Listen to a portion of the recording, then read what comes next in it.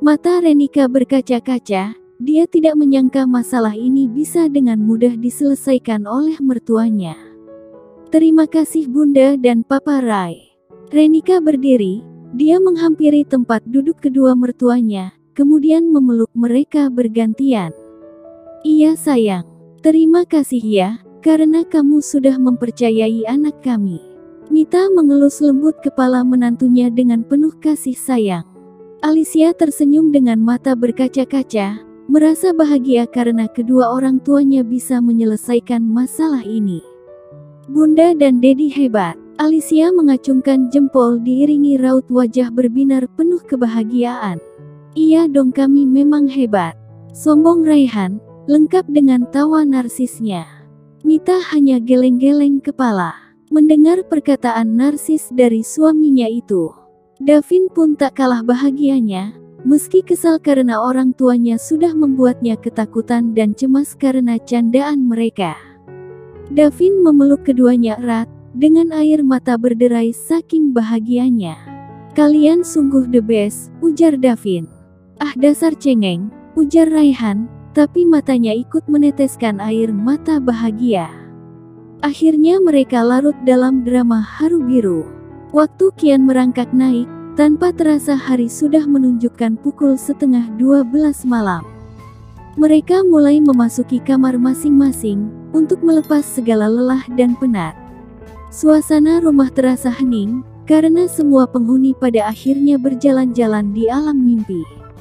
Hingga pagi menjelang, suara kokok ayam dan kumandang azan subuh membangunkan seisi rumah Raihan. Mereka pun melaksanakan ibadah subuh berjamaah. Para asisten rumah tangga sudah berkutat di dapur, dan sebagian merapikan rumah. Sebagai seorang istri, Mita ikut berkutat di dapur karena itu sudah menjadi kebiasaannya sejak lama. Tidak hanya mengandalkan juru masak untuk memasak. Sekitar jam 6 pagi, semua berkumpul di meja makan, menikmati hidangan. Lalu para suami bersiap untuk ke kantor. Davin dan Renika pun pamit pulang. Sebelumnya, Davin akan mengantarkan istrinya pulang ke rumah terlebih dahulu. Setelahnya, barulah dia akan ke kantor.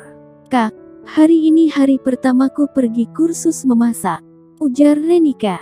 Davin mengerutkan dahi, pandangannya masih lurus ke depan. Dia fokus nyetir. Rasanya kamu baru bilang sekarang akan kursus, ujar Davin dengan nada bertanya. Hehehe, maaf aku lupa.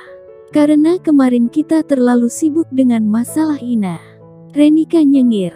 Davin mencebitkan bibirnya. Kamu nggak marah kan sayang? Renika berkata dengan nada manja. Ada syaratnya agar aku tidak marah.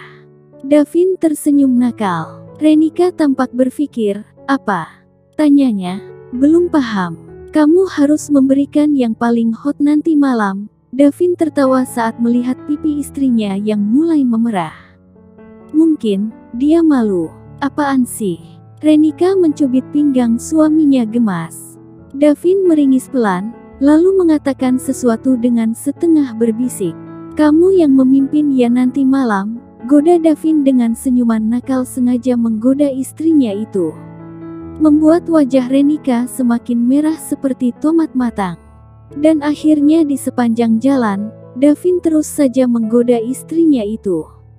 Setelah sampai di rumah, Renika turun dan langsung masuk. Sedangkan Davin melanjutkan perjalanan ke kantor. Renika menghubungi temannya, bahwa dia tidak akan pergi kursus hari ini. Dia memutuskan, besok saja mulai kursusnya. Karena merasa badannya sedikit lemas. Tidak terasa seminggu sudah berlalu, dari kejadian Ina yang mengaku-ngaku sudah tidur dengan Davin dan minta dinikahi. Hari ini Renika membawa mobil sendiri untuk pergi kursus. Saat sedang fokus nyetir, tiba-tiba saja sebuah mobil memepet mobilnya di jalanan sepi. Hingga mobil Renika oleng, dia berusaha menstabilkan mobilnya. Namun sialnya, mobil itu malah memepetnya lagi. Jalanan yang licin karena bekas terguyur hujan, membuat ban mobil slip. Hingga mobil Renika terseret lumayan jauh, roda mobilnya berputar. Renika tidak bisa menstabilkan laju mobilnya. Sedangkan mobil yang menyerempet mobil Renika pergi mengauh. Namun, supirnya menghentikan mobilnya. Sepertinya ingin tahu apa yang selanjutnya akan terjadi. Brok, mobil Renika menabrak pohon. Renika terkejut, untung saja mobil yang menyeretnya itu tidak menggunakan kecepatan tinggi. Mungkin hanya ingin menakutinya saja. Hingga Renika tidak mengalami kecelakaan serius. Hanya bagian depan mobilnya saja yang penyok, dan jidatnya sedikit memar karena kejedot dashboard mobil. Renika bergegas keluar dari mobil, meski harus menahan rasa sakit. Dia mengedarkan pandangannya ke segala arah, mencari mobil yang sudah menabraknya. Dia melihat sebuah mobil Daihatsu Sigra warna silver dari kejauhan, yang tampak berhenti sejenak. Kemudian mobil itu pergi dari tempat itu.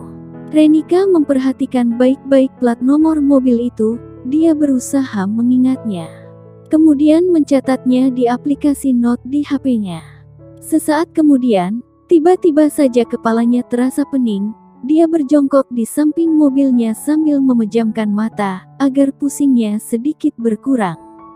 "Apa Anda baik-baik saja, Nona?" Terdengar suara wanita paruh baya bertanya. Renika mendongakkan wajahnya, setelah itu dia tidak ingat apapun lagi.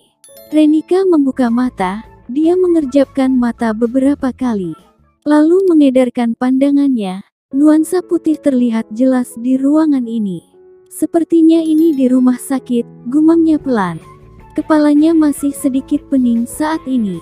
Ceklek, terdengar suara pintu dibuka dari luar. Renika menoleh ke arah pintu, tampak suaminya masuk dengan raut wajah yang cemas. "Sayang, kamu baik-baik saja kan?" tanya Davin, setelah berada di samping istrinya itu. Renika menganggukkan kepalanya. "Aku baik-baik saja," dia tersenyum lemah. "Kenapa bisa nabrak pohon sih? Kamu pasti ngelamun nyetirnya," omel Davin. Renika mengerucutkan bibirnya. "Aku ditabrak orang." Perkataan Renika membuat Davin terkejut. "Tapi menurut keterangan saksi mata, mobilmu katanya slip dan kamu nabrak pohon." Davin menyipitkan matanya. "Kamu nggak percaya sama aku?" Renika menatap suaminya kesal. "Bukan begitu sayang, tapi ini menurut saksi yang kebetulan berada di sana. Dan kebetulan, ibu itu juga yang membawamu ke rumah sakit, serta menghubungiku." Davin menggenggam tangan istrinya erat. Sepertinya, ibu itu tidak melihat kejadian yang sebenarnya. Mungkin saja dia hanya melihat saat mobilku sudah menabrak pohon dan aku yang sudah keluar dari mobil. Jawab Renika, dia berkata dengan penuh emosi. "Baiklah, kita bisa melaporkan hal ini ke polisi." Davin tidak ingin istrinya marah, hanya karena dirinya yang tidak mempercayainya. "Tapi, aku bisa melihat kalau kamu tidak percaya kepadaku," desah Renika. Dia menatap suaminya lekat dan menemukan ada ketidakpercayaan dari sorot mata sang suami. Davin hanya menghela nafas panjang. "Ren." Terdengar suara panggilan wanita paruh baya yang baru masuk ke dalam ruangan diiringi isakan. Siapa lagi kalau bukan sang mama, Anggi. Di belakangnya, tampak Angga, Raihan, Mita serta Dito mengekori. "Kamu kenapa bisa kecelakaan, Ren?" Mamanya mengguncang lengan Renika diiringi isakan. "Mam, aku tidak apa-apa. Lihat, apa ada perban membalut anggota tubuhku." Renika berusaha menenangkan mamanya itu. Anggi, akhirnya lebih tenang. Karena memang Renika tidak terluka parah. Renika kemudian menceritakan semua yang dia alami kepada seluruh yang ada di ruangan itu. "Papa akan menyuruh orang untuk mencari tahu tentang hal ini. Sepertinya ada orang yang ingin mencelakai Renika. Kita bisa mulai dengan pengecekan CCTV," ujar Raihan. "Aku akan melaporkan masalah ini kepada polisi." Davin mengepalkan tangannya. "Siapa kira-kira yang hendak mencelakai keluarga kita? Anggi yang bertanya. Entah kenapa, tapi aku mencurigai Ina. Ujar Mita. Dia masih ingat tatapan penuh kebencian dari Ina saat itu. Jangan berburuk sangka dulu. Raihan mengelus punggung istri tersayangnya itu. Ina siapa? Pertanyaan Angga ayah Renika mewakili semua pertanyaan keluarganya. Anggi sang istri dan Dito kakak Renika.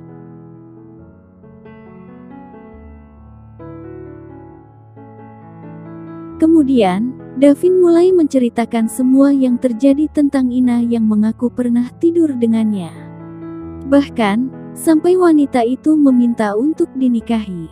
Cerita dilanjutkan oleh Mita dan Raihan, yang berhasil membongkar kebusukan wanita itu. Kedua orang tua Renika dan Dito kakaknya, sampai terkejut mendengar cerita itu. Sungguh wanita jahat, kesal Mama Renika. Siang itu juga Renika sudah dibolehkan pulang.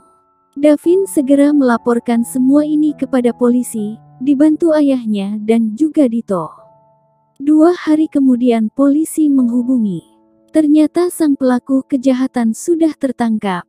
Seorang pria yang mengaku dibayar oleh seseorang, dan orang itu adalah Ina. Kantor polisi. Renika menamparkan Ina beberapa kali, ketika melihat wanita itu berada di hadapannya. Dasar wanita jahat, kamu berlindung di balik parasmu yang cantik dan lembut itu. Tapi kenapa hatimu begitu hitam dan jahat? Pekik Renika dengan amarah yang meledak. Davin segera memeluknya, berusaha menenangkan istrinya itu. Apa kamu tidak memikirkan nasib anakmu, jika kamu sampai di penjara? Bukankah katanya, anakmu masih kecil ya? Mita menghela nafasnya kasar, ternyata dugaannya benar. Ina hanya terisak sambil minta maaf. Tuan Rai, kami mohon maafkan anak kami. Hanya Anda yang bisa membatalkan tuntutan ini. Mohon kedua orang tua Ina dengan penuh harap. Apalagi ibunya Ina yang terus terisak, tidak menyangka anaknya yang begitu baik bisa berbuat jahat bertubi-tubi. Renika sudah cemas, takut mertuanya itu memaafkan Ina hanya karena rasa kasihan. Tenang saja, Dedi orang yang penuh perhitungan. Dia akan mempertimbangkan banyak hal dengan sebaik mungkin sebelum mengambil keputusan. Bisik Davin di telinga istrinya. Renika menoleh ke arah suaminya sekilas, lalu balas berbisik. Tapi kalau bunda aku nggak yakin, sepertinya dia akan lebih menggunakan perasaan. Bagaimana kalau bunda kasihan kepada anaknya Ina, dan meminta Papa Rai untuk mencabut tuntutan? Davin bisa merasakan kegelisahan istrinya itu.